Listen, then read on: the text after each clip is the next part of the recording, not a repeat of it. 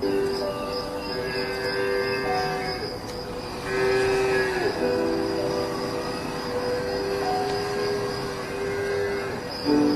नाम नीरज सक्सेना है। मैं प्राथमिक शिक्षक हूँ। चारों तरफ जंगल है जंगल। मुझे ऐसा लगा कि जैसे मुझे किसी ने सजा दे दी।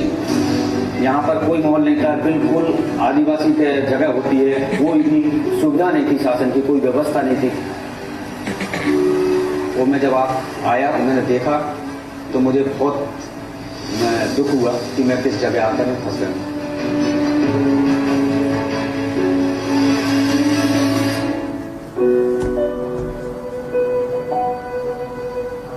जब मैं यहाँ पर पढ़ाना चालू करा तो यहाँ पर 30 बच्चों के नाम दर्ज थे, लेकिन उनमें से 10-12 बच्चे स्कूल आया करते थे, क्योंकि माहौल शिक्षा का बिल्कुल भी नहीं था। और ना ही माता पिता चाहते थे कि हमारे बच्चे पढ़े लिखें, लेकिन मेरी इच्छा थी कि मुझे अब पढ़ाना है बच्चों को। हमने घर घर जाकर बच्चों को बुलाना चालू करा, पेरेंट्स लोगों को स्कूल से जोड़ना चालू करा कि आप स्कूल आइए, आप स्कूल में देखिए कि किस तरह से आप बच्चों को पढ़ाना चालू करें। इस तरह से धीरे धीरे करके बच्चों की हमने स्ट्रेंथ बढ़ाना चालू करी। जब बच्चों की स्ट्रेंथ धीरे धीरे बढ़ना चालू हो गई तो हमने फिर सोचा कि कुछ और अच्छा काम करा जाए। एक अकेली बिल्डिंग थी और बिल्डिंग के अलावा कुछ था नहीं। हम इनका मन कैसे लगेगा, क्योंकि इनका 2 दिन आएंगे 4 दिन नहीं आएंगे, मन जब तक। तो मैंने धीरे धीरे करके इनके लिए छोटे छोटे खेल कूद के माध्यम से इनको पढ़ाना चालू करा। जब हमारी पढ़ाई अच्छी होने लगी तो हम होमवर्क बच्चों को देना चालू कर दिया था। बच्चों को जब होमवर्क देना चालू कर दिया तो बच्चे वहां से होमवर्क सही करके नहीं लाते थे। तो हमने जो पालक लोग थे उन लोगों की मीटिंग करी कि भाई आप लोग घर पर बच्चों को क्यों नहीं पढ़ाते। उन्होंने कहा कि भाई हम लोग पढ़े लिखे नहीं हैं, हमें पढ़ाना नहीं आता है, हमें कुछ आता नहीं, हम बच्चों को कैसे पढ़ा पाएंगे।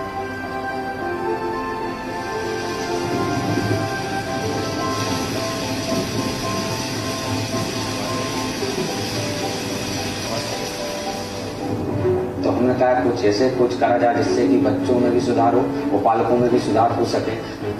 तो हमने धीरे धीरे करके ये बोर्ड बनाना लिखना चालू कर दिए। करीब करीब 200 बोर्ड यहाँ पर स्कूल में बनाकर लिख के और लगा दिए। तो हम फिर पालकों से हमने कहा अब आपको पढ़ाने की जरूरत नहीं है, अब आप स्कूल बच्चों को केवल लेके आइएगा और बच्चों को यहाँ पर ग्राउंड में उनसे बोलिए कि आप पढ़ने बैठो और आप ग्राउंड के बाहर जाकर खड़े हो जाए करो और बच्चों को देखते रहा करो कि बच्चे पढ़ रहे हैं कि नहीं पढ़ रहे हैं।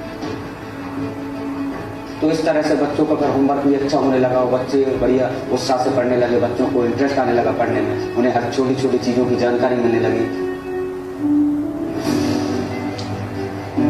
बाहर से जब लोग आते हैं वो बच्चों से कुछ पूछते हैं, वो बच्चे उनके फटाफट जवाब जब देते हैं तो मुझे बहुत खुशी होती है कि कहीं ना कहीं मेरी शिक्षा एक सही दिशा में कार्य कर रही है। जो समाज में शिक्षा का अलग जगाते हैं वही सही मायने में गुरु कहलाते हैं। हौसले बुलंद हों तो बड़े से बड़ा लक्ष्य भी आसानी से पा जाते हैं। इस्पात मंत्रालय ऐसे ही इस्पाती इरादों से बने इंसानों को करता है सलाम। इस्पात का उपयोग कर करे राष्ट्र निर्माण, हर एक काम देश के नाम।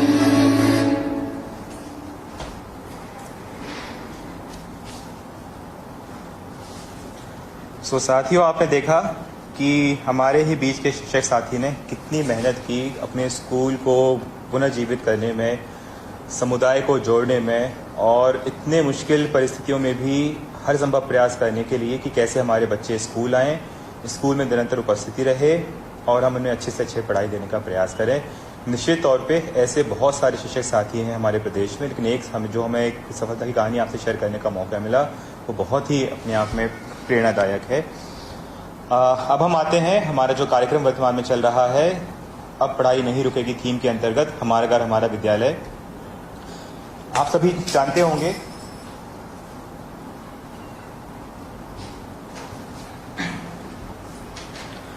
शिक्षा का अधिकार अधिनियम में यह प्रावधान किया गया है कि एक अकादमिक सत्र में प्राथमिक कक्षाओं के लिए कम से कम 200 दिवस, एवं माध्यमिक कक्षाओं के लिए कम से कम 220 दिवस का समय निर्धारित है। परंतु जब से लॉकडाउन हुआ है उस समय ये स्थिति क्लियर हो रही थी कि बहुत हम लोग शायद निकट अवधि में शालाएं ना खोल पाएंगे। इसीलिए हम लोगों ने, और यह भी संभावना थी कम से कम इस अकादमिक सत्र में 30 से 40% अकादमिक दिवस का नुकसान होगा।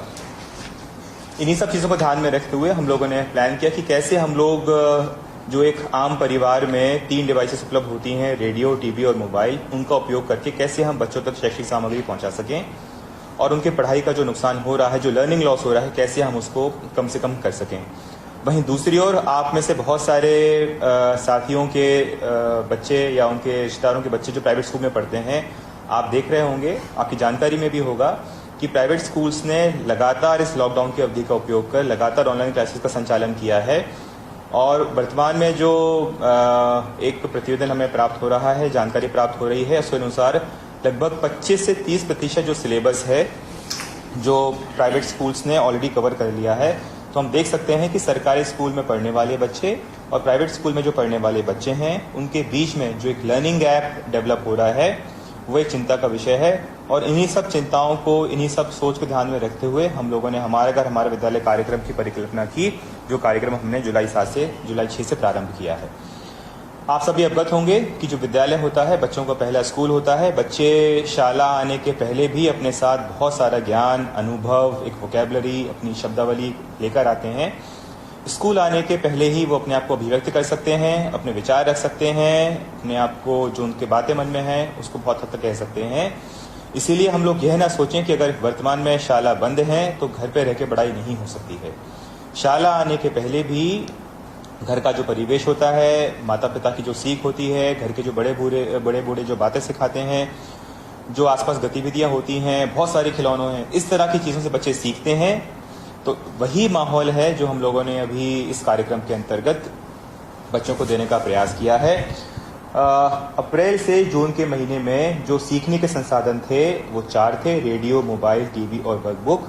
परंतु वर्तमान में आप सभी ने बहुत ही अथक प्रयास कर, बहुत ही अधिक श्रम कर ये प्रयास किया कि हमारे बच्चों को नए अकादमिक सत्र की पाठ्य पुस्तकें और दक्षता उन्नयन की जो वर्कबुक है वो बच्चों को समय से उपलब्ध हो जाएं। और जो प्रतिवेदन हमें प्राप्त हुए हैं, सभी जिलों ने लगभग सभी विकासखंडों के सभी शालाओं के बच्चों को किताबों और वर्कबुक का जो वितरण है वो लगभग पूरा हो चुका है। निश्चित तौर पे इतने कठिन परिस्थितियों में भी हमारे जिले स्तर, ब्लॉक स्तर और टीचर्स ने बहुत ही मेहनत की है, बहुत ही अच्छा काम किया है। वर्तमान में जो हमें ध्यान में रखना है वो यह है कि अप्रैल से जून के बीच में जब बच्चों को नई किताबें और वर्कबुक नहीं मिले थे, उस समय हम सिर्फ रेडियो, मोबाइल और टीवी के माध्यम से ही अपना डिजिलैब कार्यक्रम या रेडियो स्कूल कार्यक्रम ही हम लोग संचालित कर पा रहे थे। परंतु नए अकादमिक सत्र की जो किताबें हैं, जो वर्कबुक हैं, वो बच्चों को प्राप्त हो चुकी हैं। तो हम लोगों ने प्रयास किया है कि पहले जो रेडियो, टीवी और मोबाइल था, कैसे उसको हम पाठ्य पुस्तक में जो विषय वस्तु है और जो हमारे नए अकादमिक सत्र की वर्कबुक है उसको जोड़कर इन 5 लर्निंग रिसोर्सेज जो हैं, जो सीखने के स्रोत हैं, जो बच्चे के पास उपलब्ध हैं, इनको आपस में सामंजस्य स्थापित कर हमारा घर हमारा विद्यालय कार्यक्रम संचालित करें। हमारा घर हमारा विद्यालय जो कार्यक्रम है, इसके पीछे बहुत ही सोची समझी रणनीति है।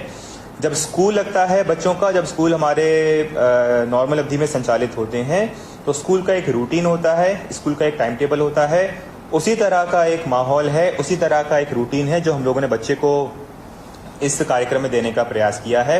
वर्तमान में हमारा घर हमारा विद्यालय में जो हमने कार्यक्रम की रूपरेखा रखी है, इस प्रकार से रखी है कि बच्चों को कम से कम असुविधा होकर अपने घर पे ही रह के बच्चे कैसे पढ़ाई करें और एक स्कूल की जो अनुभूति होती है, स्कूल जाने की एक अनुभूति है, बच्चे उसको महसूस कर सकें। इसी क्रम में जो प्रातः 10 से 1 बजे का जो समय है उसको हमने अकादमिक गतिविधियों के लिए निर्धारित किया है। ये मुश्किल परिस्थिति है, इसको थोड़ा सा सामान्य की तरफ झुकाव देने के लिए हम लोगों ने प्रयास किया है कि शाम को 5 से 6 के बीच में जो रेडियो का कार्यक्रम का प्रसारण होता है उसमें हम बच्चों को कैसे रोचक गतिविधियों के रूप में खेल, कला और मनोरंजन आधारित गतिविधियां हैं वो बच्चों तक लेके जा सकें। भाषा सीखने के लिए यह छोटा सा प्रयास है कि शाम को जब बच्चे अपनी पढ़ाई पूरी कर लें, अपना खेल पूरा कर लें, जब अपना होमवर्क पूरा कर लें, उसके बाद घर में जो बड़े बुजुर्ग हैं, उनके नाना नानी हैं, दादा दादी हैं, अन्य जो बड़े रिश्तेदार हैं, उनसे बच्चे बात करें, उनसे अपने ज़माने की कहानियों के बारे में बात करें, किस्सों के बारे में बात करें, जो बहुत ही महत्वपूर्ण घटनाएं घटी थी आज से 40 साल पहले, 50 साल पहले, उसके बारे में बात करें। क्योंकि जब बच्चे वरिष्ठ से बात करेंगे, अपने घर के बड़े बूढ़ों से बात करेंगे, तो उनका जो शब्द ज्ञान है, उनका जो ज्ञान कौशल है, उनके जो अनुभव हैं, तो बच्चों को ना सिर्फ नई सीख मिलेगी बल्कि बच्चों की भाषा में जो भाषा का जो कौशल होता है उसमें नए जो शब्द हैं वो भी लगातार जुड़ते जाएंगे। जो क्रमांक 1, 2, 3 पे हम लोगों ने उल्लेख किया है, ये प्रतिदिन सोमवार से शुक्रवार तक चलने वाली गतिविधियां हैं। परंतु क्रमांक 4 जो है वो हम लोगों ने प्रयास किया है कि पढ़ाई के साथ साथ बच्चों को अन्य रोचक गतिविधि भी हम लोग साझा करें, और इसी आधार पे प्रत्येक शनिवार को मस्ती की शाला के रूप में रेडियो बाल सभा का भी आयोजन किया जाता है। जब हम क्लासरूम में बच्चों को पढ़ाते हैं, जब हमारी कक्षागत शिक्षण गतिविधि संचालित होती हैं, तो 4 या 5 क्रिया होती हैं जो शिक्षक बच्चों के साथ करने का प्रयास करते हैं ताकि बच्चे हमारे तेजी से सीखें। इसमें देखना, सुनना, बोलना, लिखना यानी अभ्यास, खेल, कला, मनोरंजन, इस तरह की जो गतिविधियां हैं, जो अलग अलग क्रम होते हैं, इसको समाहित करते हुए जो टीचर्स हैं बच्चों को पढ़ाने का प्रयास करते हैं। हमने इन सभी 5 गतिविधियों को अपने हमारा घर हमारा विद्यालय कार्यक्रम अंतर्गत रखने का प्रयास किया है। देखने से आशय है कि हमारे जो वर्कबुक है, जो टेक्स्ट बुक है, डिजी लैब पे जो वीडियोस जा रहे हैं व्हाट्सएप के माध्यम से, वो सभी जो शिक्षण सामग्री है बच्चे उसको देखें, उससे सीखें।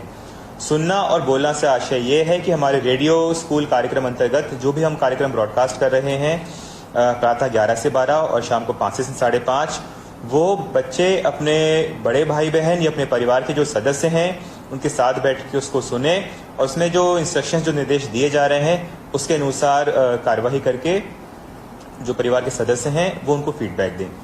लिखना एक बहुत महत्वपूर्ण कौशल है, इसीलिए हम लोगों ने प्रयास किया है कि प्रतिदिन प्रत्येक बच्चा अपनी कॉपी में हिंदी और अंग्रेजी का एक प्रश्न लिखे, मौखिक गणित करे, पहाड़े सीखे, ताकि जो भाषा सीखने के जो कौशल हैं और हम हिंदी, अंग्रेजी और गणित की जो मूलभूत दक्षताएं हैं उसमें बच्चा अच्छे से प्रदर्शन कर सके। परंतु जब हम पढ़ाई की बात करते हैं, शिक्षा की बात करते हैं, तो शिक्षा का मतलब सिर्फ अकादमिक गतिविधि नहीं होता है।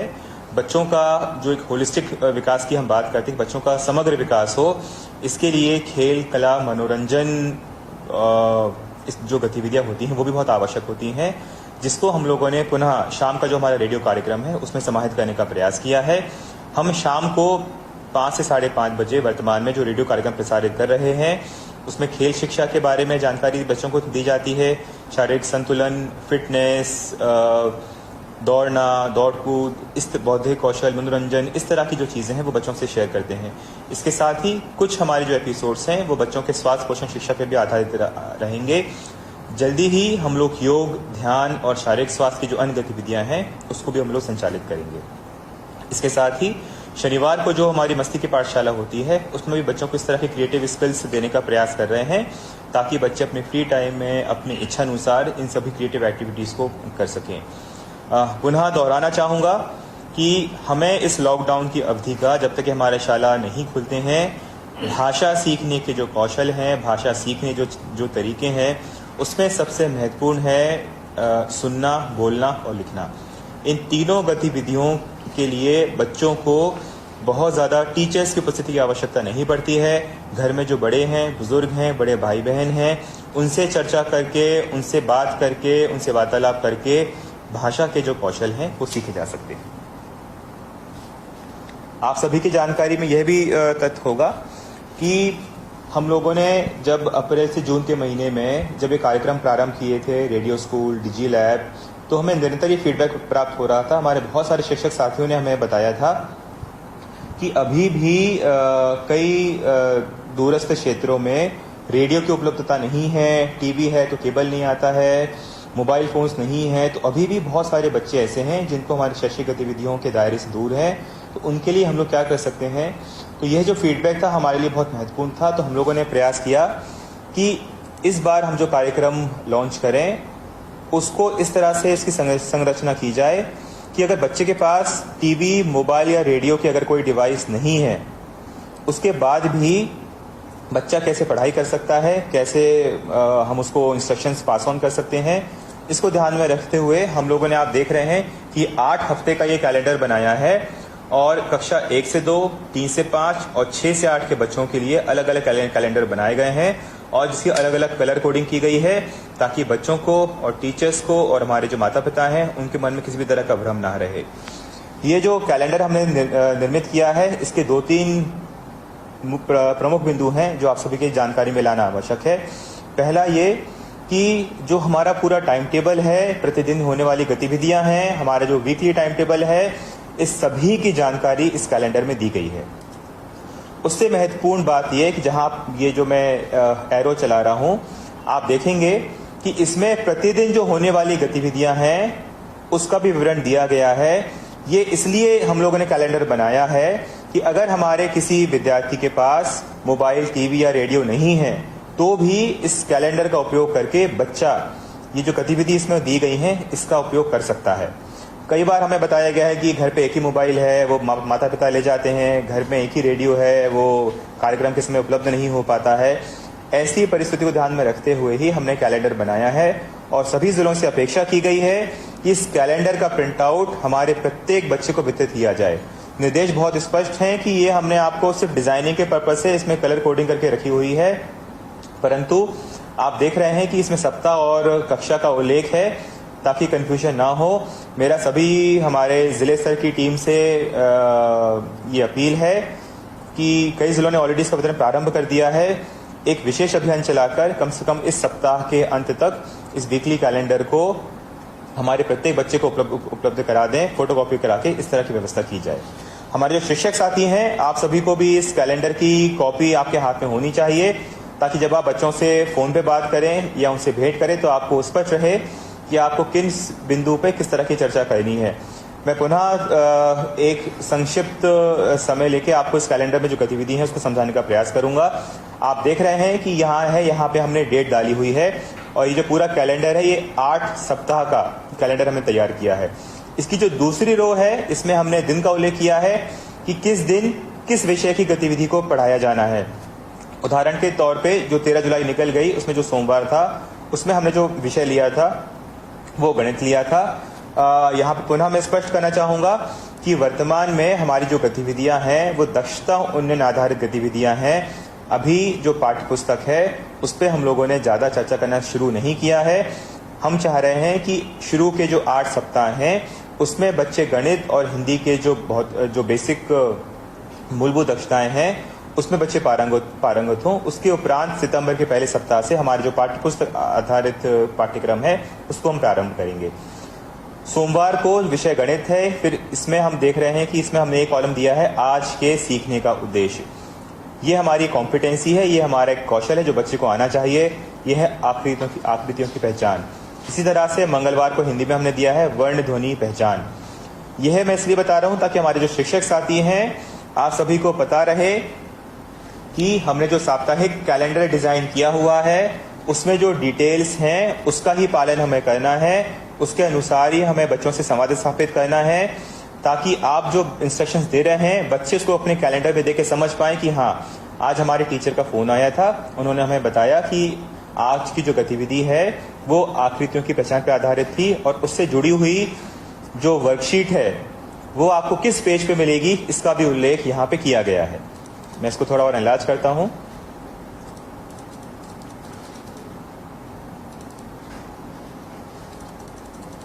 आप देख पा रहे हैं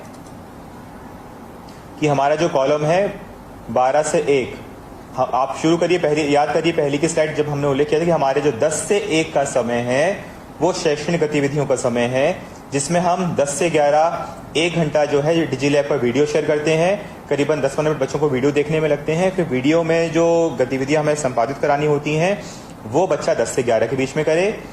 हमारा 11 से 12 रेडियो स्कूल कार्यक्रम आएगा, इसमें भी हम इंस्ट्रक्शंस देते हैं और 12 बजे से 1 बजे के बीच में रेडियो स्कूल कार्यक्रम में जो निर्देश दिए जाते हैं उसको अभ्यास करने के लिए जो हमने दक्षता उन्नयन की वर्कबुक दी हुई है उसका विवरण है कि अगर बच्चा रेडियो कार्यक्रम सुन भी नहीं पा रहा है तो भी बच्चा देख सकता है कि आज सोमवार का दिन है, आज मुझे गणित करनी है और मुझे गणित की वर्कशीट उठानी है और उसमें से मुझे वर्कशीट 1 और 2 पे आज हमें काम करना है। तो इस तरह से हमने ये पूरा कार्यक्रम डिजाइन किया हुआ है। 10 से 1 का प्रथम चरण था हमारा, 5 से 5:30 का हमारा रेडियो प्रोग्राम आता है, और जो रेडियो प्रोग्राम पे गतिविधियां दी जा रही हैं उसके अभ्यास के लिए हमने आधा घंटा रखा है, 5:30 से 6, और 7 से 8 पुनः हमारे घर में जो बड़े बुजुर्ग हैं उनसे चर्चा करने का समय, उनसे कहानी सुनने का समय, उनसे बात करने का समय। तो इस तरह से ये उदाहरण के लिए मैंने आपको कक्षा 3 से 8 का एक टाइम टेबल दिखाया था। इसी तरह से हमने कक्षा 6 से 8 का जो कार्यक्रम है उसको भी हम लोगों ने बिल्कुल इसी तर्ज पे डिजाइन किया हुआ है।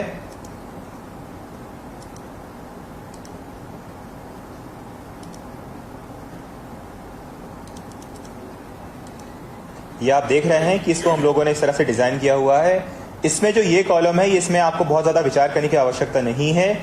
ये जो लिंक है ये वही YouTube लिंक है जिसके वीडियोस हम बच्चों तक भेजते हैं। मैं पुनः दोहराना चाहूंगा कि यदि उस स्पेसिफिक दिन, उस दिन विशेष यदि कोई बच्चा हमारा लिंक नहीं देख पा रहा है तो अपने मोबाइल के ब्राउजर में ये जो लिंक है ये पेस्ट किया जा सकता है, तो बच्चे को वही वीडियो देखने को मिलेगा जो हम रोज उसको डिजिलैब पर भेज रहे हैं। इसके साथ ही मेरी जो शिक्षक साथी हैं, आप सभी से अपील है कि आप भी इन सभी वीडियोस को देखें, उसका अवलोकन करें। वीडियो में जो इंस्ट्रक्शंस आपको दिए गए हैं बच्चों को करने की जो अपेक्षा है, उन इंस्ट्रक्शंस को भी आप लोग देख लें और सुनिश्चित करें कि ये जो वीडियोस हैं ये बच्चों को देखने को मिल रहे हैं। और आप भी अपने वीडियो लाइब्रेरी तैयार कर लें ताकि जब शाला खुलती है तो कैसे आप इन्हीं वीडियोस का उपयोग करके बच्चों को पढ़ा सकते हैं। ये वीडियो TLM के रूप में आपकी बहुत ज़्यादा सहायता करेंगे। हमारे जो सारे के सारे वीडियोस हैं वो इस साइट जो लिखा हुआ है digischoolindia.com, ये सभी वीडियोस हैं इस साइट पे उपलब्ध हैं। आप चाहें तो इस साइट पे लॉगिन करके भी इन सभी वीडियोस की जो रिपोजिटरी है, जो हमने एक वीडियो स्टोर किए हुए हैं, ये सारी चीजें आपको यहाँ से आप एक्सेस कर सकते हैं। मेरी जिले स्तर की टीम से, ब्लॉक स्तर की टीम से और हमारे जो संकुल स्तर और प्राचार्य, हेडमास्टर, टीचर्स, पूरी टीम से ये आप सभी को से अपील है कि वर्तमान में जो सबसे बड़ी प्राथमिकता है वो ये है कि हम लोग किस तरह से बच्चों को इसका जो हमने वीकली टाइम टेबल बनाया है, 12 पेज का ये जो प्रिंट आउट है, कैसे हम लोग फोटोकॉपी के माध्यम से या अन्य माध्यम से बच्चों को इमीडिएटली उपलब्ध करा सकें। कोशिश करिए कि इस सप्ताह के अंत तक वितरण का कार्य है वो पूरा कर लें। बहुत सारे हमारे जो साथी हैं वो ऑलरेडी इन कार्यक्रम को सुन रहे हैं। जैसा मैंने आपको बताया कि हमारे रेडियो पे प्रतिदिन 2 ब्रॉडकास्ट हो रहे हैं। एक सैंपल है वो मैं आप सभी को सुनाना चाहूंगा ताकि आपको आइडिया रहे कि हम किस तरह से रेडियो प्रोग्राम हम आयोजित कर रहे हैं और उसका कंटेंट है वो किस तरह का है। ये आकाशवाणी का भोपाल केंद्र है। प्रस्तुत है शैक्षिक कार्यक्रम रेडियो स्कूल।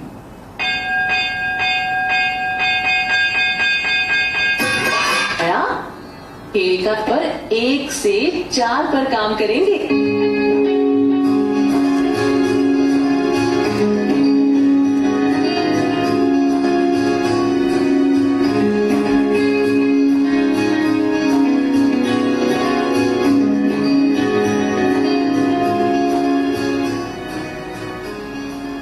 नमस्कार, मैं हूँ आपकी रेडियो टीचर। मेरा नाम सभी को पता चल गया ना? मेरा नाम है रेडियो टीचर। बच्चों, आज हम लोग अपनी नई वाली किताब से पढ़ेंगे। आज कक्षा 2 के बच्चे अपनी अपनी नई वाली किताब निकाल लें। नई वाली किताब निकाल ली आपने? अब इसका पेज नंबर 1 खोलें। आज हम पेज नंबर 1 से 4 पर काम करेंगे, लेकिन अभी पेज 1 खोलें। बच्चों देखो, मीकू चाचा के साथ सभी बच्चे एक खेल खेल रहे हैं। बच्चे भी मीकू चाचा को बहुत प्यार करते हैं। वे रोज उनके साथ खेलते हैं। आज उन्होंने अपने थैले में तरह तरह की चीजें रखी हैं। बच्चों, चित्र को ध्यान से देखो। मीकू चाचा ने बच्चों की 2 टीम बना ली है। मीकू चाचा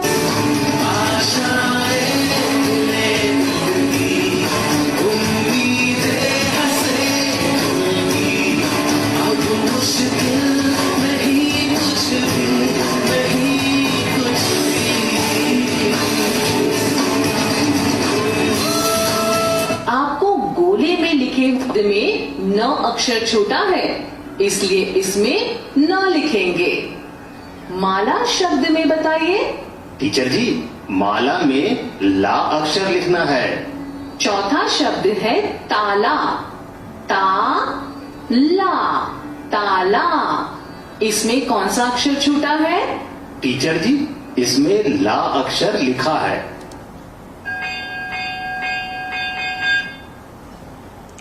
तो आपने देखा कि जो हम लोग आपको बताने का प्रयास कर रहे थे कि किस तरह से हमने सामंजस्य बिठाने का प्रयास किया है कि बच्चे के हाथ में जो टेक्स्ट बुक है, जो पाठ्य पुस्तक है, जो वर्कबुक है, उसमें कौन कौन से पेज पे क्या गतिविधि करनी है, उस पर आधारित ही हम लोग प्रतिदिन एक रेडियो ब्रॉडकास्ट कार्यक्रम जारी कर रहे हैं। जिन क्षेत्रों में आपको लग रहा है कि टीचर्स, बच्चों के पास, पालकों के पास रेडियो नहीं है, वहाँ पे हमारे बहुत सारे जिलों ने अच्छा नवाचार करके उस ग्राम पंचायत विशेष में या गांव विशेष में जो धार्मिक स्थल हैं, पंचायत भवन है, सामुदायिक भवन है या स्कूल है, वहाँ पे लाउड स्पीकर के माध्यम से इन कार्यक्रम का प्रसारण किया जा रहा है।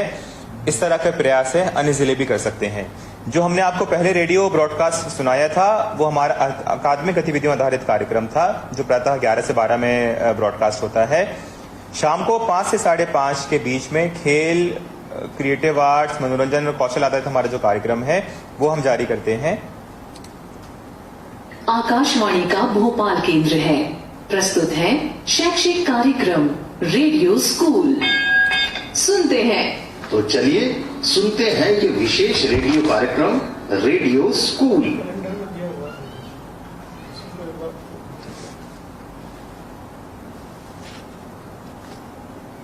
स्केच पेन या स्ट्रॉ पाइप? हमारे पास स्ट्रॉ नहीं हो तो खराब स्केच पेन की पाइप से भी काम चल जाएगा। जी टीचर जी, ये रहे स्केच पेन खराब वाले। अब कुछ सब्जियां इकट्ठा करते हैं, जैसे भिंडी, आलू, प्याज। टीचर जी, क्या हम सब्जी भी बनाएंगे? अरे नहीं नहीं, इनसे भी चित्रकारी करेंगे। अरे हाँ राजू भैया, चाकू लाना ना भूलना। टीचर जी, ये सब मैंने इकट्ठा कर लिया है। अब थोड़ी सी अलग अलग पत्तियां, कुछ फूल भी ले आओ। देखो, एक एक पत्ती सावधानी से तोड़ना, पौधे को नुकसान ना पहुंचाना। जी टीचर जी, मैं ये गया और ये आया। टीचर जी, पत्तियां और फूल भी ले आया, कपड़े लगाऊंगा।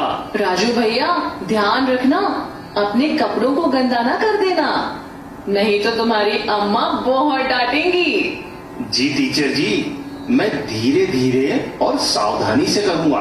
रखो पेड़ों को, आम, अमरूद, नीम, आंवला, तुलसी। बहुत खूब, लेकिन क्या इन पेड़ों के गुणों के बारे में जानते हो? नहीं टीचर जी, हम तो बस वर्षा में आम की गुठली से पपीहा बनाकर खूब सीटी बजाते, आम, अमरूद, जामुन बड़े चाव से खाते हैं। अरे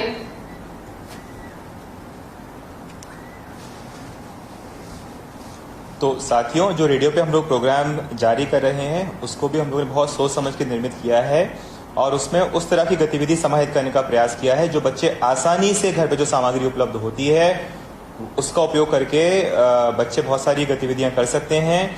यह सामग्री प्राप्त करने के लिए उन्हें घर से बाहर जाने की आवश्यकता नहीं है, बाजार जाने की आवश्यकता नहीं है, अतिरिक्त पैसा खर्च करने की आवश्यकता नहीं है। इस तरह की गतिविधियां हैं, आप इनका कृपया करके पूरा एक रिकॉर्ड क्रिएट कर लें, गतिविधियों को अपनी एक डायरी में नोट कर लें ताकि जब स्कूल्स खुलते हैं तो पुनः इन गतिविधियों को संचालित करके हम कैसे एक्टिविटी बेस्ड गतिविधि आधारित जो सीखने की प्रक्रिया होती है उसको हम लोग और कैसे अच्छा कर सकते हैं, इसके लिए जो रेडियो स्कूल कार्यक्रम है वो बहुत ही सहायक होगा। हम बात करें सक्सेस स्टोरी की तो ये हमारे आप ही में से हमारे एक बीच शिक्षक साथी ने गांव का क्योंकि पहुंच रास्ता नहीं था, अप्रोच रोड बहुत खराब था, तो उन्होंने बैलगाड़ी का उपयोग करके घर घर जाकर बच्चों को किताबें बांटी हैं और हमारे क्योंकि वर्तमान में शालाएं बंद हैं तो जो आसपास के बच्चे एक जगह आ जाते हैं वहां पे घर के आगे एक बोर्ड लगा दिया है और निरंतर बच्चों को पढ़ाने का प्रयास कर रहे हैं। निश्चित तौर पे रायसेन ज़िले के बाड़ी विकास खंड के हमारे जो टीचर हैं नीरज सक्सेना जी, ये उनके सफलता की कहानी है जो हम आपसे आज शेयर कर रहे हैं। और हम लोगों ने यह भी प्रयास किया है कि इस तरह के बहुत सारी सफलता की कहानी जो हमें प्राप्त हो रही हैं और हम लोग उसका परीक्षण कर और राज्य स्तर से एक सराहना पत्र भी जारी कर रहे हैं। और मुझे आशा ही नहीं पूरा विश्वास है कि आने वाले समय में हमारे प्रत्येक शिक्षक साथी को हम लोग प्रशंसा पत्र जारी कर पाएंगे, क्योंकि निश्चित तौर पर आप सभी के द्वारा बहुत ही अच्छा कार्य किया जा रहा है।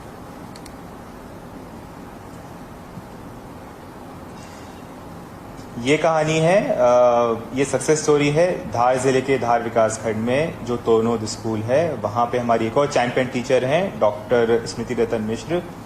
आपके द्वारा भी स्कूल बंद होने के उपरांत भी निरंतर बच्चों को व्हाट्सएप ग्रुप का समूह बनाकर जो बच्चे सामग्री पोस्ट करते हैं उसको आप देख रहे हैं यहाँ पे कि फीडबैक दिया जा रहा है। जो बच्चे गलती कर रहे हैं उसके बारे में बताया जा रहा है, जो बच्चे काम अच्छा कर रहे हैं उसके बारे में फीडबैक दिया जा रहा है। और जिन बच्चों के पास व्हाट्सएप वाले फ़ोन नहीं हैं, साधारण फ़ोन है कीपैड फ़ोन वाले, उनसे हमारी जो टीचर हैं डॉक्टर मिश्र हैं, ये निरंतर उनसे फ़ोन पे संवाद कर रही हैं या ग्रह भेंट करने का भी प्रयास कर रही हैं। आप में से बहुत सारे हमारे जो साथी हैं वो यह कार्य कर रहे हैं, लेकिन अभी वक्त है कि इन कार्यों में हम लोग कैसे निरंतरता जारी रखें। हम लोगों ने अपने चैंपियन टीचर्स की एक लिस्ट तैयार की है और हम लोग हर सप्ताह में हमारे जो चैंपियन टीचर्स हैं, अच्छा कार्य करने वाले, अथक परिश्रम कार्य करने वाले टीचर्स हैं, उनकी जो सफलता कहानी हमें प्राप्त होती है उनको हम लोग चिन्हित करके प्रत्येक सप्ताह सर्टिफिकेट जारी कर रहे हैं। वर्तमान में आपके स्क्रीन के सामने जो नाम है यह वो शिक्षक है जिनको हम ऑलरेडी सर्टिफिकेट जारी कर चुके हैं। मुझे लग रहा है कि आने वाले समय में आप सभी की जो मेहनत है उस मेहनत से ये लिस्ट है ये निरंतर लंबी होती जाएगी। काम करने वाले हमारे टीचर्स हैं, दीप्ति जैन जी हैं दतिया की, मंदसौर से, संजय जी हैं टीकमगढ़ से, संगीता जी हैं ग्वालियर से, अंबाराम गोखले हैं बुरहानपुर से, भाव सिंह हैं मंडला से, नीतू गहलोत हैं सीहोर से, जाताबाई उइके हैं रायसेन से, देवनारायण विश्वकर्मा हैं हरदा से। आप देख रहे हैं कि इसमें से हमारे बहुत सारे जो टीचर्स हैं वो जिला मुख्यालय के अलावा विकासखंड स्तर के जो बहुत दूर दूर के स्कूल से वहाँ पे पदस्थ हैं। इसके उपरांत भी दूरस्थ एरिया में जाकर भी हमारे शिक्षक साथी द्वारा निरंतर बहुत अच्छा कार्य किया जा रहा है। सीखने की प्रक्रिया तब तक अधूरी रहेगी जब तक उसमें हमें फीडबैक प्राप्त ना हो रहा हो कि हमारे बच्चों के जो सीखने का स्तर है वो किस तरह से इम्प्रूव हो रहा है, किस तरह से उसमें सुधार हो रहा है। और इसी क्रम में जो मूल्यांकन है, मूल्यांकन अपने आप में बहुत महत्वपूर्ण गतिविधि है, परंतु क्योंकि अभी वर्तमान की परिस्थिति अलग है इसलिए हमें मूल्यांकन के जो नए स्रोत है, नए टूल हैं, उसकी ओर ध्यान देने की आवश्यकता है। याद करिए पिछले अकादमिक सत्र में 2019-20 में जब हम लोगों ने दक्षता उन्नयन कार्यक्रम प्रारंभ करने के पहले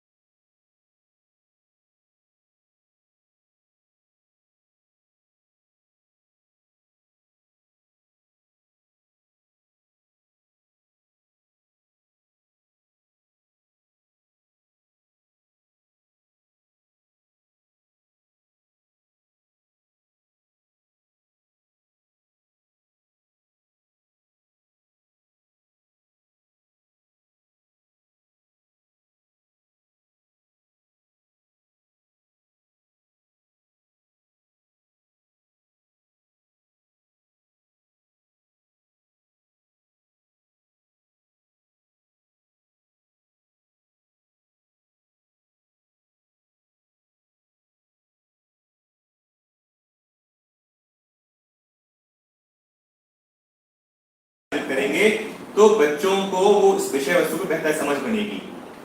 लेकिन यदि बच्चों को सुबह रेडियो पे और डिजिटल पे वीडियो पे यदि हमने फ्रैक्शन सिखा रहे हैं परंतु हम उसको व्हाट्सएप वीडियो अलजेब्रा का भेज रहे हैं, कुछ अलजेब्रा की भेज रहे हैं, तो इस तरह की जो इंटरवेंशन है वो बच्चों के एंड में काफी समस्या उत्पन्न होगी। इसीलिए हमें सामंजस्य स्थापित करना है कि हमारे जो भी स्थानीय प्रयास रहे वो प्रयास हमारा जो वीकली प्लानर है, हमारे रेडियो पे जो कार्यक्रम आ रहा है, हमारे जो व्हाट्सएप पे जो कार्यक्रम आ रहा है उसके अनुरूप ही उसको आप जोड़ते हुए आगे बढ़ा सकते हैं। लेकिन जो वीकली पैकेज में जानकारी दी गई है उसके भिन्न होकर यदि आप कोई जानकारी देंगे बच्चों को तो बच्चों को समझने में काफी दिक्कतें आएंगी और जो हम लोग उससे एक आउटपुट प्लान कर रहे थे वो आउटपुट हमें हासिल नहीं हो पाएगा। तीसरा महत्वपूर्ण बिंदु कि जब आप बच्चों से संपर्क करें, बच्चों से फोन पे बात करें, उनके पालकों से फोन पे बात करें, तो जब आप बच्चों से प्रश्न पूछेंगे तो आपको आभास होने लगेगा कि बच्चों पे इस स्पेसिफिक विषय वस्तु पे किस तरह की समझ विकसित हो रही है। आपको जब ये फीडबैक मिलने लगेगा तो आपको अपने आप धीरे धीरे एक आइडिया होने लगेगा कि मुझे किस तरह के बच्चों से ज्यादा बात करने की आवश्यकता है और किस तरह के बच्चे हैं जो एक या दो बार में चीजें समझ जाते हैं। तो जिस तरह से एक कक्षा के सेटअप में, एक कक्षा में बच्चों के जो सीखने का स्तर अलग अलग होता है, उसी तरह से वो चीजें हमारे शिक्षक साथियों को समझने की आवश्यकता है और ये प्रयास करने की आवश्यकता है कि जो सीखने के स्तर के में जो अंतर होता है उसको हम लोग इग्नोर ना करें, बल्कि उसको स्वीकार करें, उसको पहचाने और उसको फॉलोअप के रूप में जो गतिविधि होनी है उस पर हम ज्यादा ध्यान दें। और यदि ऐसे बच्चे जो सीखने के स्तर पे अभी पीछे रह गए हैं या उनको ज्यादा शिक्षक सपोर्ट की आवश्यकता है, ऐसे कॉन्सेप्ट्स पर, ऐसे विषय वस्तु पर और ऐसे बच्चों पे हमें ज्यादा ध्यान देने की आवश्यकता है। क्योंकि ये मुश्किल परिस्थिति है और हम सभी के लिए इस तरह की एक स्वास्थ्य संबंधी समस्या का जो उत्पन्न हुई पूरा जो परिस्थिति है उसका अनुभव नहीं है। इसीलिए हमारे जो टीचर्स हैं, हमारे बालक हैं, बच्चे हैं, हम सब के मन में एक नई इनसिक्योरिटीज हैं, उसको ध्यान में रखते हुए ही हम लोग बच्चों से बात करने का प्रयास करें। बच्चों और पालकों से बात करने वक्त हमारी जो भाषा है, हमारा जो स्वर है, हम जिस तरीके शब्दों का उपयोग कर रहे हैं उसमें एक सकारात्मक सोच और एक सकारात्मक ऊर्जा का परिचय होना चाहिए, ताकि बच्चों और पालकों को लगे कि नहीं, हमारे शिक्षक साथी हमारे बच्चों की चिंता करने के लिए ही हमसे फोन पे बात कर रहे हैं। दूसरा बहुत महत्वपूर्ण है कि चूंकि हमने प्रयास किया है कि हमारे जो सीखने का जो माध्यम है उसमें टीवी, रेडियो और मोबाइल के अलावा अब किताबें और वर्कबुक भी हैं और अब हमने क्योंकि बच्चों को पूरा वीकली प्लानर भी दे रहे हैं, उसकी फोटोकॉपी प्रिंट आउट करा के दे रहे हैं, तो बच्चों के पास यदि इनमें से कोई डिवाइस नहीं हो, कोई संसाधन नहीं हो, तो हम बच्चों को बिल्कुल भी कतई भी ये ना बताएं कि बेटा आप मोबाइल खरीदो या टीवी खरीदो या रेडियो खरीदो ताकि आप पढ़ाई कर सको। मैं पुनः दोहरा रहा हूँ, ये बहुत मुश्किल समय है, इसीलिए हमें किसी भी बालक को यह नहीं बताना चाहिए कि अगर आप मोबाइल खरीद लेंगे या रेडियो खरीद लेंगे तो आपका बच्चा अच्छे से पढ़ लेगा। बच्चे के पास जो संसाधन है उसी का उपयोग कर बच्चे पढ़ सकते हैं, हमें यह प्रयास करना चाहिए। एक बहुत महत्वपूर्ण बिंदु है कि हम सबके घरों में जब हमारे बच्चे पढ़ाई करते हैं तो हम उनको एक पढ़ाई का माहौल देने का प्रयास करते हैं और पढ़ाई का माहौल देने के लिए जरूरी नहीं कि प्रत्येक घर में कुर्सी टेबल हो पढ़ाई के लिए। बच्चे जमीन पे बैठ के आसन लगा के भी बच्चे पढ़ सकते हैं, लेकिन हमें प्रयास करना चाहिए जब हम बच्चों के माँ बाप से मिलें, उनके माता पिता से मिलें, कि बच्चों को कम से कम घर का एक ऐसी शांत जगह उपलब्ध करा दें जहाँ पे बच्चा दिन में कम से कम 3 से 4 घंटे निरंतर अपनी पढ़ाई कर सके बिना किसी व्यवधान के। और इस जगह को, इस स्थल को हम लोगों ने शिक्षा का कोना का नाम दिया है। शिक्षा का कोना इसीलिए ताकि वहां पे बच्चे पूरा मन लगा के पढ़ाई कर सकें और कोई भी तरह की जो घरेलू गतिविधि होती है वो बच्चों की पढ़ाई में व्यवधान ना डाले। इसके साथ ही बच्चों को पढ़ाई के लिए जो भौतिक जो छोटी मोटी आवश्यकताएं होती हैं, पेन, कॉपी, पेंसिल के रूप में, उस तरह की सुविधाएं भी पालक हैं वो बच्चों को उपलब्ध कराएं। हमारे जो शिक्षक साथी हैं, आप सभी की बहुत ही महती भूमिका है इस समय, क्योंकि आप वर्तमान में जब बच्चों से बात करेंगे तो शिक्षक होने के साथ साथ आप वर्तमान में काउंसलिंग का भी काम कर रहे हैं, क्योंकि बहुत सारी ऐसी बातें हैं, बहुत सारे ऐसे विचार हैं जो बच्चे अपने माता पिता से साझा ना कर कर अपने शिक्षकों पे ज्यादा विश्वास रखते हैं, उनको बताते हैं। इसीलिए आप कृपया, किसी बच्चे की कोई समस्या है, कृपया करके उसे ध्यानपूर्वक सुनिए और निश्चित तौर पे आपका जो टैलेंट है, आपका जो विवेक है, मुझे विश्वास है कि आप कोई न कोई समस्या का बच्चों के लिए आप लोग निकाल ही पाएंगे। सबसे इसी क्रम में एक महत्वपूर्ण बात यह भी है कि सीएम राइज हमारा जो शिक्षण कार्यक्रम है, उसमें आप देख रहे होंगे कि हम लोगों ने बहुत सारे कोर्सेज तैयार किए हैं। वर्तमान में हमने 23 जुलाई को एक 6वां कोर्स लॉन्च किया है जिसका नाम ही है बच्चों एवं पालकों से प्रभावी बातचीत। इसमें उन सभी पहलुओं को हमें देने का प्रयास किया है जो कि मैंने आपसे स्लाइड में शेयर की हैं। कृपया करके बच्चों को फोन करने के पहले, उनके माता पिता से चर्चा करने के पहले ये जो हमारा सीएम राइज का कोर्स है इसको जरूर पूरा करने का प्रयास करें। हमने जो भी हम लोगों ने प्रयास किया है, उस प्रयास में सबसे महत्वपूर्ण चीज ये है कि जो सारे प्रयास हुए हैं ये कोविड की परिस्थिति के दौरान बेशक शुरू हुए हैं, लेकिन आने वाले समय में ये जो प्रयास है ये जारी रहेंगे। इसलिए चाहे हमारा रेडियो स्कूल कार्यक्रम हो या डिजिलैब कार्यक्रम हो, या हमने जो दक्षता उन्नयन का पे आधारित हमारा जो 8 सप्ताह का जो कार्यक्रम बनाया है, इसमें हमने जो भी गतिविधियां दी हैं, ये सारी गतिविधियां स्कूल जब खुलेंगे तब टीचर्स को बहुत काम आएंगी, एक टीएलएम के रूप में काम आएंगी। इसीलिए मेरा शिक्षक साथियों से अपील है कि कृपया करके जो रेडियो कार्यक्रम है उसको जरूर सुने, और यदि हमारा कोई शिक्षक साथी रेडियो कार्यक्रम नहीं सुन पाया है तो हमारे जितने भी रेडियो प्रोग्राम हमने जारी किए हैं उसका हम एक अलग से लिंक बना के भेज रहे हैं आपको। आप तिथि अनुसार, विषय अनुसार उन रेडियो कार्यक्रम को सुन सकते हैं। मॉनिटरिंग हमारे विद्यालय कार्यक्रम का एक बहुत महत्वपूर्ण पहलू है, परंतु मॉनिटरिंग के लिए आपको कहीं अलग से जाने की आवश्यकता नहीं है, किसी अलग पोर्टल पे लॉगिन करने की आवश्यकता नहीं है। हमारे शिक्षक साथियों के मोबाइल पे जो पहले से एम शिक्षा मित्र ऐप चल रहा है, उसी ऐप में हमने हमारा विद्यालय अंतर्गत एक मॉनिटरिंग फॉर्मेट है शिक्षा सेतु के नाम से, उसको हम लोगों ने गो लाइव कर दिया है। वर्तमान में वो फॉर्मेट चल रहा है। उसमें हमने 5 बहुत ही साधारण तरह के प्रश्न हैं वो हमने टीचर से पूछे हैं कि आज आपने कितने बच्चों से बात की, अगर आप साधारण हैं, आपका स्कूल जो क्षेत्र में है वहाँ पे कोई कोविड वाली समस्या नहीं है, तो आपने कितने बच्चों से बात की, कितने बच्चों से ग्रेजुएट की, इस तरह का जो सिंपल क्वेश्चन है वो हमने रखा हुआ है। इसकी मॉनिटरिंग हम लोग शालावार, संकुलवार, विकासखंडवार, जिलेवार करेंगे। तो हमारे जो जिले स्तर की, ब्लॉक स्तर की टीम है और क्लस्टर लेवल की टीम है, आप सभी को इसकी मॉनिटरिंग प्रारंभ कर देनी चाहिए। और हमारे शिक्षक साथी सुनिश्चित करें कि आप जो भी गतिविधि कर रहे हैं, एम शिक्षा मित्र में जो नया मॉड्यूल हमने जारी किया है उसका आप लोग उपयोग करें। जब आप अपना एम शिक्षा मित्र खोलेंगे तो आपको जो स्क्रीनशॉट है, आप यहाँ मैंने जो एरो लगाया है, आप देखेंगे इसमें से अलग अलग टाइप्स बने हुए कि हमारे कौन कौन से मॉड्यूल सभी हमारे एम शिक्षा मित्र में। इसमें आप जो देख रहे हैं दाहिने हाथ में जहाँ पे हमने इसको एनसर्कल किया है, हमारा विद्यालय डिजिलैब के नाम से हमारा एक मॉड्यूल है। तो आप इस पर क्लिक करेंगे तो फिर आपसे 2 ऑप्शन पूछे जाएंगे कि आप हेडमास्टर हैं, प्राचार्य हैं, टीचर हैं, क्योंकि हमारे अलग अलग जो साथी हैं उनके लिए अलग अलग हमने क्वेश्चन तैयार किए। जब आप टीचर पर क्लिक करेंगे तो आपको ये फॉर्म्स मिल जाएंगे इस तरह के। ये प्रश्न है, इसके विकल्प हैं, ये प्रश्न है, इसका विकल्प है, और कुछ प्रश्न ऐसे हैं जहां पे आपको रेडियो बटन के अलावा कुछ जानकारी अपने कीपैड का उपयोग करके फीड करनी पड़ेगी। जो जानकारी है वो बेसिकली 3 तरह के प्रश्न हैं। कुछ प्रश्न हैं जो आपको रोज भरने हैं, कुछ प्रश्न के उत्तर आपको सप्ताह में 1 बार भरने हैं, और कुछ प्रश्न के उत्तर हैं वो आपको सिर्फ महीने में 1 बार भरने हैं।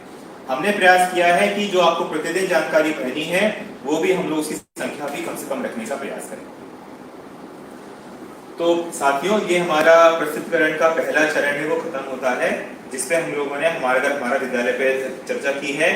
मैं बहुत संक्षेप में आपको पुनः बता दूं इससे पहले कि हमारा दूसरा प्रस्तुतिकरण शुरू हो, कि हमारा विद्यालय एक प्रयास है कि कैसे हम लोग स्कूल बंद होने की अवधि में भी घर पे ही शाला का माहौल बच्चों को उपलब्ध करा सकें, परंतु इस माहौल को सुनिश्चित करने के लिए घरों में जो बच्चे के बड़े बुजुर्ग हैं, बड़े भाई बहन हैं, माता पिता हैं, इनकी एक बहुत महत्वपूर्ण भूमिका है।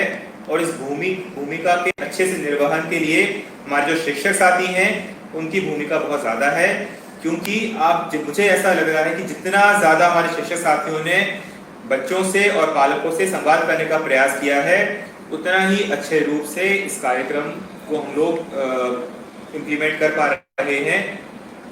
और राज्य स्तर से जिला स्तर, राज्य स्तर से विकासखंड स्तर और राज्य स्तर से टीचर के स्तर पे डायरेक्ट संवाद करने के पीछे कारण यही है कि वर्तमान में जो कोविड की परिस्थितियां उत्पन्न हुई है, जिसके कारण हमारी सीखने सिखाने की प्रक्रिया जो बाधित हुई है, उसको अब पढ़ाई नहीं रुकेगी थीम को अच्छे से मजबूत रूप से सुनिश्चित करने के लिए यह आवश्यक हो गया है कि हमारे जो शिक्षक साथी हैं वो निरंतर हमारे बच्चों से, पालकों से संवाद करते रहें, उन्हें इंस्ट्रक्शंस देते रहें और सुनिश्चित करें कि कैसे हम लोग अपने घरों पे एक स्कूल का सीखने का अच्छा सा माहौल है वो हम लोग कैसे घरों में क्रिएट कर सकते हैं।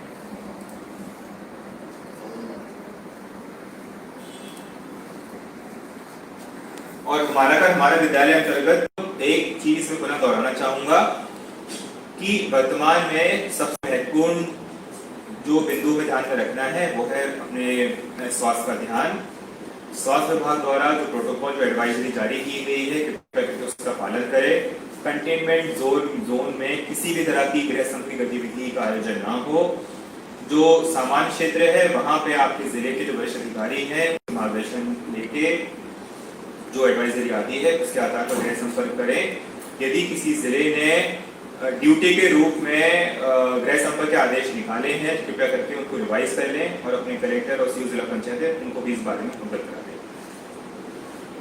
इस कार्यक्रम का जो शैक्षिक संवाद का जो दूसरा हिस्सा है वो बहुत महत्वपूर्ण है, सीएम राइज, यानी कि हमारे शिक्षक साथियों के लिए डिजिटल शिक्षक प्रशिक्षण कार्यक्रम।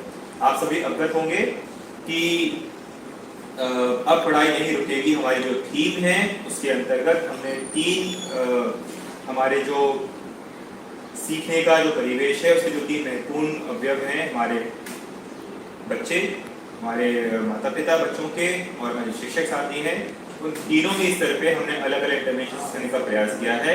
और इसी कड़ी में हमारे शिक्षक साथी हैं उनके लिए हमने सीखने की कैसे हम लोग मोबाइल का उपयोग करके ही टीचर्स की ट्रेनिंग कर सकते हैं, हमने सीएम राइज कार्यक्रम प्रारंभ किया है। सीएम राइज कार्यक्रम का जो लोकार्पण था वो मई 1, 2020 को हुआ था और हमने 4 मई 2020 को पहला कोर्स इस पे लॉन्च किया था।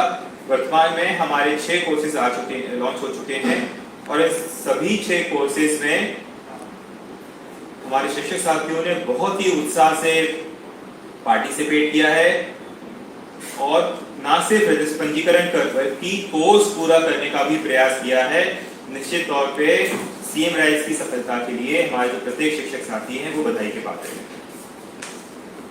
और इसका परिणाम देखिए, अगर हमारे शिक्षक साथी ठान लें कि अगर हमें कोई कार्यक्रम सफल बनाना है, हमें उसमें 100% पूरे लगने से प्रयास करना है, तो आप देखें कि ऐसा कोई उपलब्धि नहीं है जो हमारा प्रदेश हासिल ना कर सके।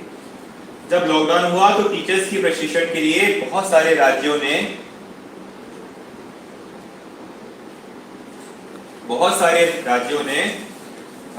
टीचर्स के ऑनलाइन ट्रेनिंग के लिए बहुत सारे प्लेटफॉर्म चलाए, परंतु मध्य प्रदेश अब वर्तमान में सिर्फ एक मात्र ऐसा राज्य है जहां पे ना सिर्फ 10 लाख से अधिक शिक्षक साथियों ने लॉग इन किया बल्कि कोर्स पूरा भी किया है।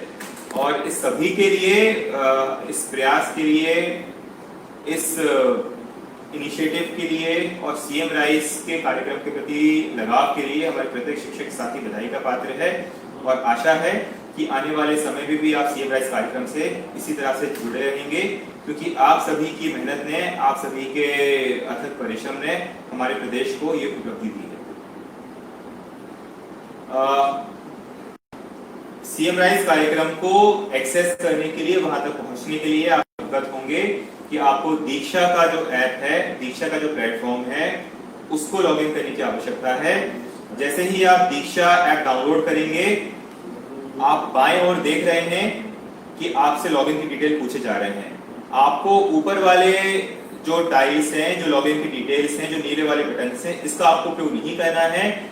आपको सीधे आने हरे वाले बटन पे लॉगिन विद स्टेट सिस्टम, क्योंकि 5-6 राज्य ऐसे हैं जिन्होंने दीक्षा को अपने राज्य का जो ऐप है उससे इंटीग्रेट कर दिया है सिंगल साइन ऑन करके।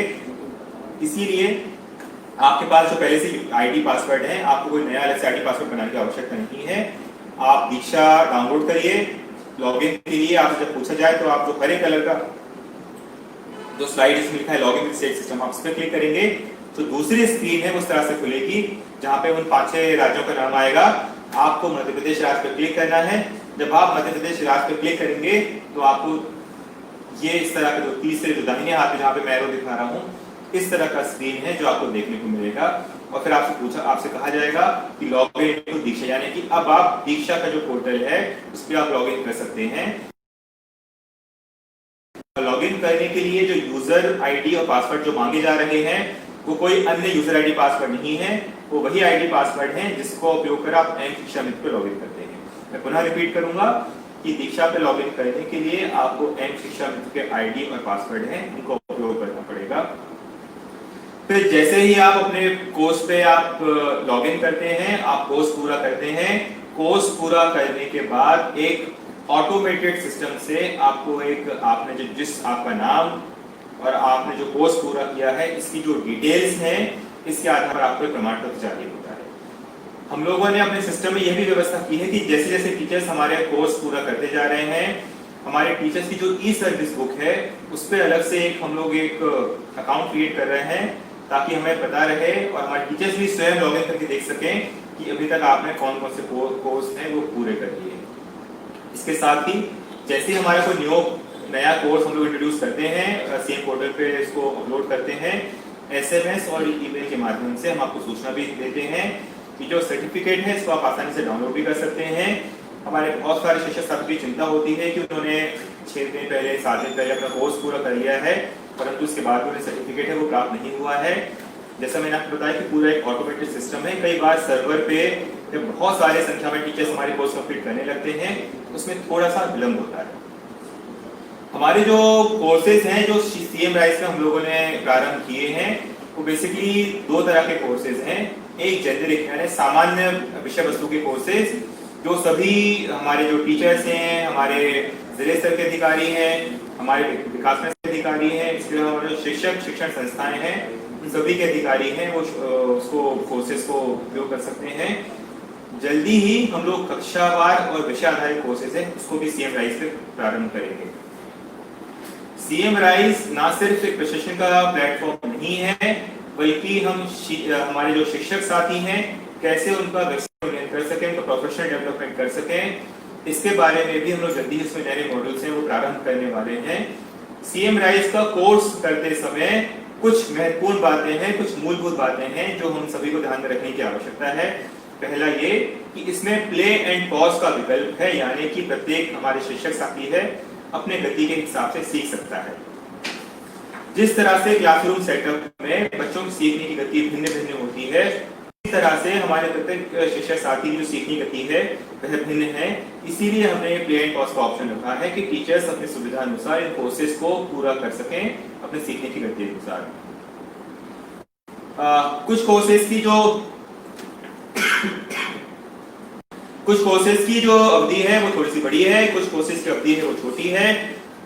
कोशिश करें जो बड़े कोर्सेज हैं उनको छोटे छोटे हिस्सों में हम लोग पढ़ के आगे बढ़े। हम जो कोर्स करते हैं, जिस तरह से हम बच्चों को नोट बनाने के लिए प्रेरित करते हैं कि बेटा आपने जो पढ़ा है उसको अभ्यास करने के लिए अपनी कॉपी में लिखिए, उसी तरह का अपील शिक्षक साथी से है।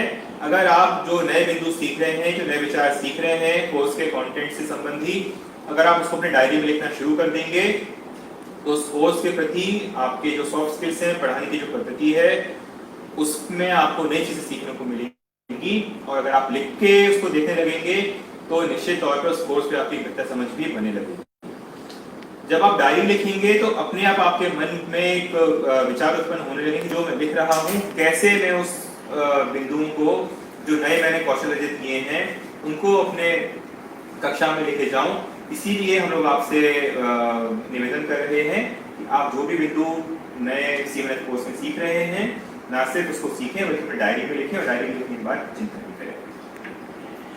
हमारे जो जिले स्तर और ब्लॉक स्तर और सर्कुलर स्तर की टीम है, आप सभी को यह सुनिश्चित करना है कि हमारे टीचर्स, हमारे शिक्षक साथी सीएम राइज पे जो कोर्स कंप्लीट कर रहे हैं, उन कोर्सेज पे शैक्षिक संवाद में जरूर अनुभव पे चर्चा हो, ताकि हमारे एक शिक्षक साथी अन्य शिक्षक साथी से भी सीख सके। शैक्षिक संवाद करने का उद्देश्य यही है कि कई बार जब हम कोर्स कंप्लीट करते हैं तो हमारी पूरी तरह समझ विकसित नहीं हो पाती है, लेकिन हमारे शिक्षक साथी दूसरे शिक्षक साथी को जब उस कोर्स पे हम लोग बात करते सुनते हैं, चर्चा करते सुनते हैं, संवाद में सुनते हैं, तो निश्चित तौर पे जो समझ है वो अच्छे से विकसित होने लगती है और इसका फायदा है हमारे टीचर्स को मिलता है। किसी भी तरह से कोर्स पूरे करने की जल्दबाजी ना करें। हमारा उद्देश्य सर्टिफिकेट प्राप्त करना नहीं होना चाहिए, बल्कि इन कोर्सेज को हम कैसे अपने पढ़ाने की पद्धति को, पढ़ाने का हमारा जो स्टाइल है, हम कैसे उसको इम्प्रूव कर सकते हैं, उसे और कैसे मजबूत कर सकते हैं, इस बारे में मतलब ज्यादा ध्यान होना चाहिए। जो सर्टिफिकेट की बात की है, सर्टिफिकेट हम लोग सिर्फ उन्हीं टीचर्स को दे रहे हैं जो सिंगल साइन ऑन यानी कि दीक्षा का ऐप डाउनलोड करके जो एम शिक्षा मित्र की यूनिक आईडी और पासवर्ड है, अगर आप उसको उपयोग करके ही लॉगिन करेंगे तभी आपको सर्टिफिकेट मिलेगा। यदि आप वेब ब्राउजर के मान से या बिना दीक्षा का ऐप डाउनलोड किए अगर आप लॉगिन करते हैं तो फिर आपको सर्टिफिकेट नहीं मिल पाएगा। इसीलिए कृपया करके एम शिक्षा मित्र के जो लॉगिन आईडी पासवर्ड है उसी का उपयोग करके दीक्षा पोर्टल पे आप लॉगिन करें।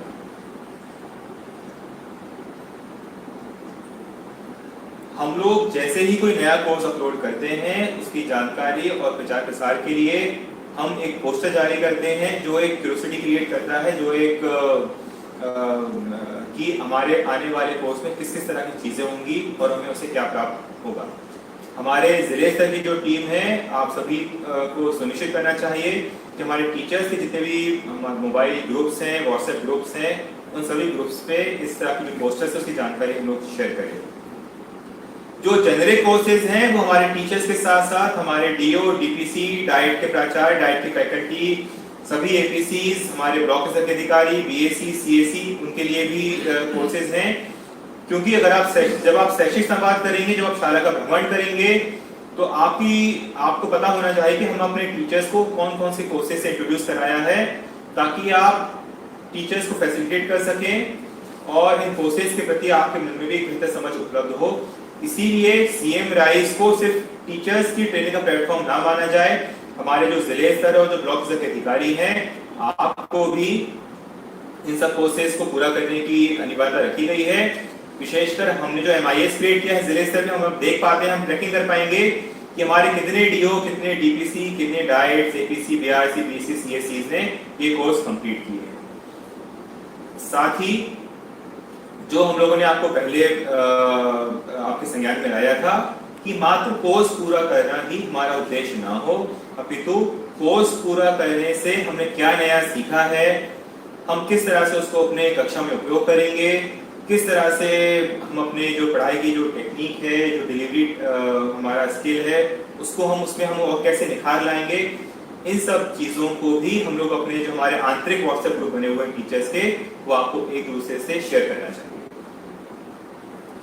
कुछ जिलों ने यह प्रयास किया था कि सीएम राइज पे के कोर्स को अनिवार्यता कर दी जाए, लेकिन इस तरह से लॉन्ग रन में इस तरह के जो आदेश हैं वो बिल्कुल भी सहायक नहीं होते हैं, क्योंकि फिर हमारे टीचर्स भी उसी मानसिकता से कोर्स पूरा करेंगे कि मुझे वेतन मिलना है या वेतन आरण नहीं होगा अगर कोर्स पूरा नहीं करूंगा, इसीलिए मैं कोर्स पूरा कर लूं।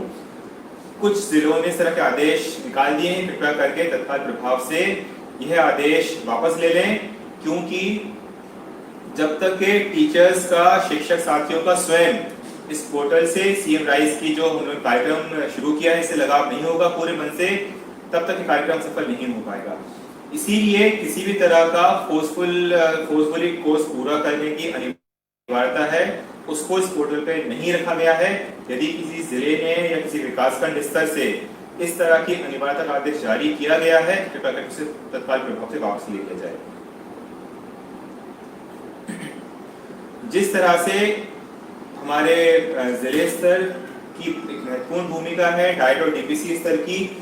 उसी तरह से हमारे जो सीएससी बीएससी हैं, आपकी बहुत महत्वपूर्ण भूमिका है कि सबसे पहले आपको सुनिश्चित करना है कि हमारे शिक्षक साथी हैं वो कोर्स पूरा करें और उस कोर्स से जो बातें सीखी हैं उसको आप लोग शैक्षिक संवाद के माध्यम से निरंतर डिस्कस करें। हमारे शिक्षक साथी हैं, बहुत सारे अच्छे शिक्षक साथी हैं जो कोर्स पूरा करने के साथ साथ अपने नोट्स बना रहे हैं। ऐसे शिक्षक साथियों को चिन्हित कर के द्वारा जो नोट्स बनाए गए हैं, डायरी राइटिंग की गई है, उसको भी आप अन्य व्हाट्सएप ग्रुप में शेयर कर सकते हैं। तीसरा, हमारे बहुत सारे शिक्षक साथी हैं, उन्होंने नवाचार करके कुछ ऑडियो लेसन्स भी रिकॉर्ड किए हैं, कुछ ऑडियो मैसेजेस रिकॉर्ड किए हैं कि आज हमने इस कोर्स से क्या सीखा। इस तरह के जो इनिशिएटिव्स हैं उन्हें हमें प्रोत्साहित करना चाहिए। उन टीचर्स को आइडेंटिफाई करके अन्य हमारे जो जिले के अन्य जो टीचर्स हैं उनसे भी जोड़ने का प्रयास करना चाहिए। मैं पुनः रिपीट करूंगा कि जो पीयर लर्निंग होती है, यानी एक शिक्षक साथी से हमारे दूसरे शिक्षक साथी कैसे सीख सकते हैं, ये बहुत महत्वपूर्ण मंच है सीखने का, नई चीजें साझा करने का, अपना ज्ञान साझा करने का। तो जो शैक्षिक संवाद होते हैं और ऑनलाइन शैक्षिक संवाद जो हम लोग सप्ताह में, महीने में एक बार आयोजित करेंगे, कृपया करके उन शैक्षिक संवाद में बहुत ही गंभीरता से उनको लिया जाए, टीचर्स को जोड़ने का प्रयास किया जाए और जो सीएम राइज पे जो हमारे टीचर्स ने सीखा है उसका एक अनुभव है, उसके जो विचार हैं वो एक टीचर दूसरे टीचर से साझा कर, ये हमें सुनिश्चित करना चाहिए। व्हाट्सएप के माध्यम से ये सीएम राइज की मार्गदर्शिका है, इसमें पूरा जो प्रोसेस फ्लो है चरणबद्ध तरीके से आपको समझाने का प्रयास किया गया है कि सीएम राइज में हमें लॉगिन कैसे करना है, कोई तकनीकी दिक्कत हो तो हम उसके लिए क्या करें, दीक्षा हम डाउनलोड कैसे करेंगे, हमें प्रमाण पत्र कब तक मिलेगा, इन सभी प्रश्नों का समाधान किया गया है। कृपया करके हमारे जो शिक्षक साथी हैं वो जो मार्गदर्शिका है अपने मोबाइल पर उसको सेव करके रख लें। आपको तकनीकी दिक्कत आती है जो मार्गदर्शिका आपके काफी सहायक होगी। जिस तरह से हमने डिजी लैब ग्रुप बनाए हैं, सभी हमारे जिले स्तर और ब्लॉक लेवल की टीम से ये उनको भी निर्देशित किया जाता है कि सीएम राइज के बारे में जो भी जानकारी आती है, जो भी इंस्ट्रक्शंस आते हैं या नए कोर्सेज की जो जानकारी देते हैं, डिजी लैब समूह में निरंतर हम लोग उसको पुश करते रहें ताकि हमारे शिक्षक साथी को पता चले कि कौन कौन से नए कोर्सेज आ गए हैं और कैसे इन कोर्सेज को करके वो अपना जो स्किल का जो स्तर है उसको सुधार ला सकते हैं। तकनीकी अगर कोई दिक्कत आती है, इस योजना में, इस कार्यक्रम में हमारे जिले का परफॉर्मेंस कैसा है, हमारे विकासखंड का परफॉर्मेंस कैसा है, हमारे संकुल का परफॉर्मेंस कैसा है, इसका एक निरंतर फीडबैक, इसकी निरंतर मॉनिटरिंग हमारे जिले से टीम को करना चाहिए। हमारे डाइट्स को पता होना चाहिए कि इस कार्यक्रम को क्रियान्वयन किस स्तर पे हो रहा है। हमारे जिले और ब्लॉक लेवल पे जो MIS की टीम है, जो प्रोग्रामर्स हैं, उन्हें पता होना चाहिए कि हमारे विकासखंड की क्या स्थिति है, हमारे क्लस्टर की क्या स्थिति है और इंडिविजुअल जो टीचर्स हैं, कितने टीचर्स ने कोर्स पूरा किया है, कितने टीचर्स को अभी और समय लग रहा है। इस तरह की जो जानकारी है वो हमारे पास होना चाहिए। जब हम शिक्षक के स्तर पे जाके मॉनिटरिंग करेंगे तभी सीएम राइज जो कार्यक्रम है वो हमारा कार्यक्रम है वो सफल हो पाएगा। लॉगिन संबंधी या अन्य कोई तकनीकी संबंधी डिटेल्स हो तो उसके लिए हेल्पलाइन का नंबर हमने जारी किया है 180057288585। ये प्रस्तुतिकरण है, हम आपको भी शाम तक उपलब्ध भी करा देंगे। यदि कोई तकनीकी दिक्कत हो तो इस नंबर पे भी कॉल करके हम लोग अपनी तकनीकी दिक्कतें हैं उनका हम लोग समाधान कर सकते हैं। साथियों, ये हमारा जो सीएम कार्यक्रम था, ये हमारा आज प्रस्तुतिकरण का दूसरा पहलू था जिसपे अभी मैंने आपसे चर्चा की है। आज हम लोगों ने पुनः दोहराना चाहूंगा, सबसे पहले हम लोग इसको समाप्त करें। पहला यह है कि हमारा विद्यालय कार्यक्रम अंतर्गत हमने यह प्रयास किया है कि कैसे शाला बंद होने की अवधि में जो सीखने सिखाने की प्रक्रिया है, जो लर्निंग कॉन्टिन्यूम है, उसको हम लोग निरंतर जारी रखें। हमारा जो उद्देश्य है, अब पढ़ाई नहीं रुकेगी, वो तभी सफल हो पाएगा जब राज्य स्तर से लेके शाला स्तर की जो पूरी चेन है, इस चेन के प्रत्येक कंपोनेंट को, प्रत्येक हिस्से को अपने दायित्व का निर्वहन करना पड़ेगा और ये सुनिश्चित करना पड़ेगा कि स्कूल के बंद होने के कारण हमारी जो सीखने की प्रक्रिया है वो बाधित ना हो। हम हर संभव प्रयास करें कि जो हमारा विद्यालय कार्यक्रम है उसका हम सफल क्रियान्वयन कर पाए। निश्चित तौर पे हमारे शिक्षक साथी हैं, उनकी भूमिका बहुत महत्वपूर्ण है क्योंकि आप सभी परिश्रम से आप सभी के सार्थक परिश्रम से, पूरी मेहनत से ही हम लोग इस कार्यक्रम के क्रियान्वयन में नई ऊर्जा का संचार कर पाएंगे और ये सुनिश्चित कर पाएंगे कि radio, TV, mobile, workbook, worksheets और हमने जो वीकली प्लान बनाया है, कैसे उसका उपयोग कर हम प्रत्येक बच्चे तक, प्रत्येक घर तक पहुंच पा रहे हैं। स्कूल्स भले चाहे बंद हों, शाला निकट भविष्य में जब भी खुलें, लेकिन जब तक ये शाला नहीं खुलती हैं, हम सभी पूरी मेहनत करें, पूरा प्रयास करें, सेवा भाव से काम करें और सुनिश्चित करें कि हमारे बच्चों की पढ़ाई का नुकसान ना हो। आप सभी ने पिछले गत महीनों में कोविड के दौरान बहुत ही मेहनत की है, बहुत परिश्रम किया है, ये सुनिश्चित किया है कि हमारे बच्चों को पढ़ाई का नुकसान ना हो। मेरे आप सभी से आग्रह है, अपील है, कृपया करके आपके द्वारा जो सार्थक प्रयास किए जा रहे हैं, इन प्रयासों में निरंतरता रहे और हम एक नई ऊर्जा का संचार इस कार्यक्रम में कर पाएं। बहुत बहुत शुभकामनाएं। धन्यवाद।